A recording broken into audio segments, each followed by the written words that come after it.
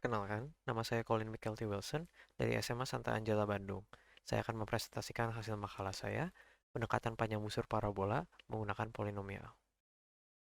Untuk latar belakang dari penelitian, peneliti ingin mencari pendekatan yang mudah dihitung untuk panjang busur sebuah parabola. Lihat dari gambar berikut, jika diketahui bahwa alas suatu parabola panjangnya adalah 1, maka panjang busurnya atau L besar dapat ditentukan oleh H menggunakan rumus yang ada di atas.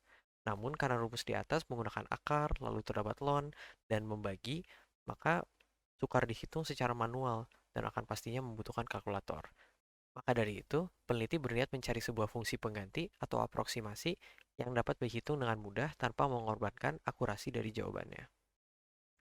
Untuk rumusan masalahnya seperti berikut. Metodologi penelitian adalah secara kuantitatif, di mana data yang diukur adalah error dari suatu fungsi terhadap fungsi awal.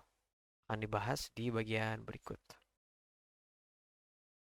Baik, berikut terdapat persamaan asli, di mana panjang busur saat nilai H adalah 0 merupakan 1, dan sebenarnya itu masuk logika, sebab untuk nilai-nilai H yang kecil seperti 0,1, 0,01, 0,01, dan seterusnya, maka jarak antara kedua titik akan mendekati 1. Sementara untuk nilai H yang semakin besar seperti 1, lalu 2, dan 3, maka nilai dari panjang busurnya akan mendekati nilai H dikali 2, seperti yang dilihat di grafik ini. Itulah alasan mengapa bahwa persamaan ini juga mendekati 2x seiring mendekati tak terhingga.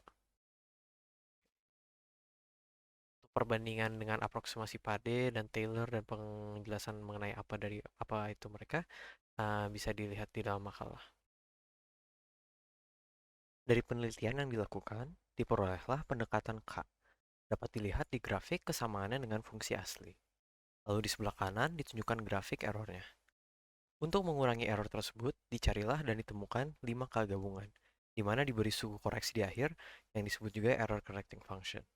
Setelahnya, dibandingkan dengan dua jenis pendekatan yang lazim digunakan, yakni deret Taylor dan aproksimasi Pade. Ditampilkan di sebelah kanan. Untuk deret Taylor dan aproksimasi Pade hanya menggunakan ordo 2, 4, dan 6, tidak terdapat ordo ganjil karena fungsi asli bersifat simetris terhadap sumbu Y, dan tidak ada untuk ordo 8 ke atas karena seperti yang bisa dilihat di aproksimasi P3 atau Pade 3, koefisiennya sudah menjadi tidak praktis. Setelahnya, diperoleh tabel berikut yang menunjukkan batas efektif setiap fungsi, di mana error berada di bawah ambang yang ditentukan. Dalam kasus ini besarnya 0,1 dan 1%.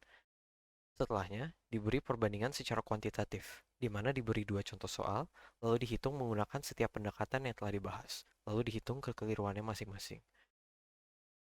Dapat dilihat bahwa pada kedua contoh, pendekatan K beserta K gabungan dapat sangat akurat, menyaingi Pade yang jauh lebih susah dihitung di tabel pertama, serta di bawah 0,1% kekeliruannya pada kedua tabel.